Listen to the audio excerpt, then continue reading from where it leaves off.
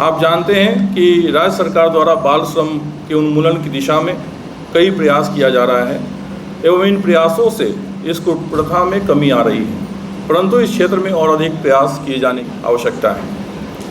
बाल श्रम उन्मूलन की दिशा में बिहार राज्य प्रारंभ से ही प्रयास करता रहा है। बिहार राज्य ही पहला राज्य है जहां वर्ष 1996-97 में बिहार राज्य बाल श्रम आयोग का गठन किया गया।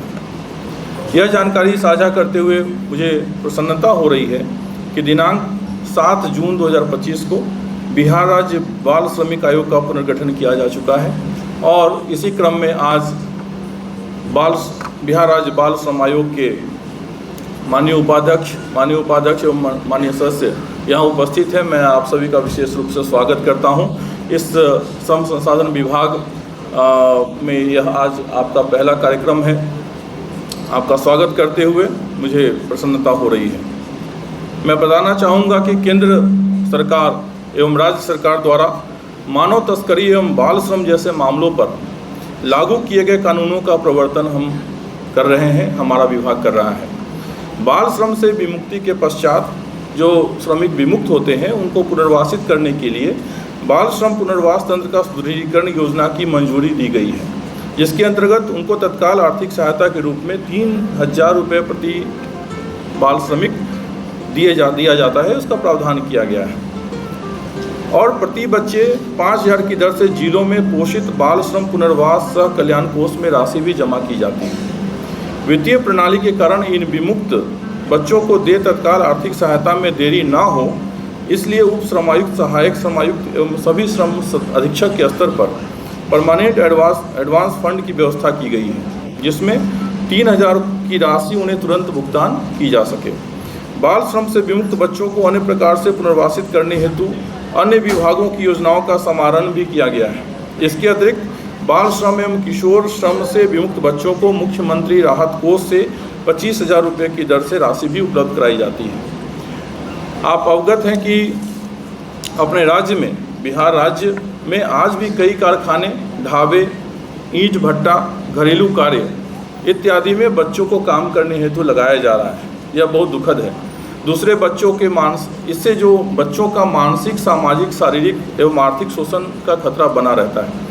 दूसरे शब्दों में कहें तो बाल श्रम जो है वो समाज में गरीबी, अशिक्षा और सामाजिक असमानता का एक प्रमुख कारण है। इसे हम सबको समझना चाहिए।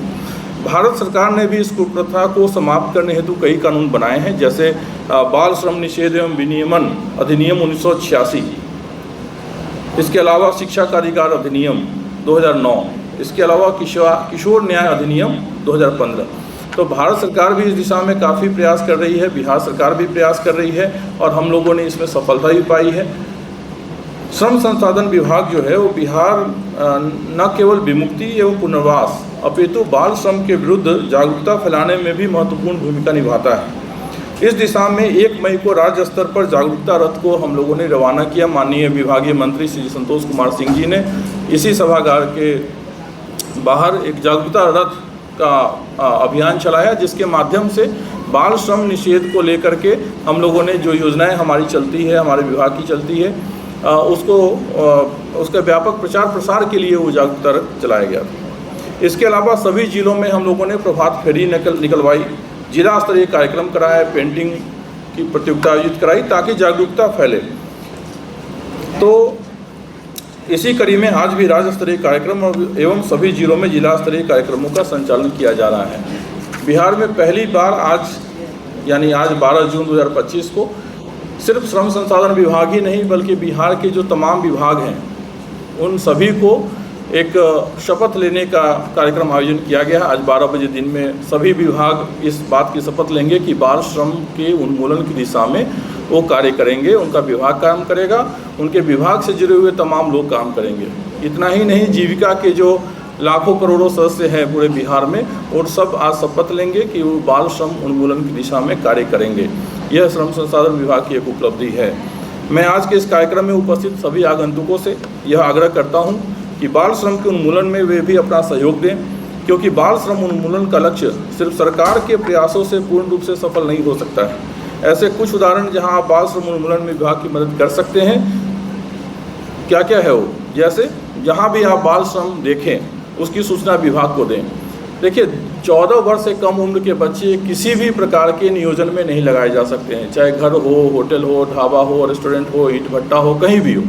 तो 14 वर्ष से कम के बच्चे नहीं लगाए जा सकते।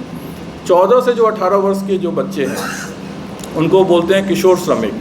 तो उन बच्चों को खतरनाक नियोजनों में, खतरनाक कारखानों में जहां जान माल की क्षति होने की संभावना है, वहां पे उनसे कार्य नहीं कराया जा सकता। इस बात को आप भी समझ लीजिए और कोशिश करिए कि अपने जहां भी आप रहते हैं, घर, परिवार, समाज, सबको ये संदेश देना आवश्यक है कि बाल श्रम और किशोर श्रम ना हो और इसके उन्मूलन की दिशा में हम सभी काम करें।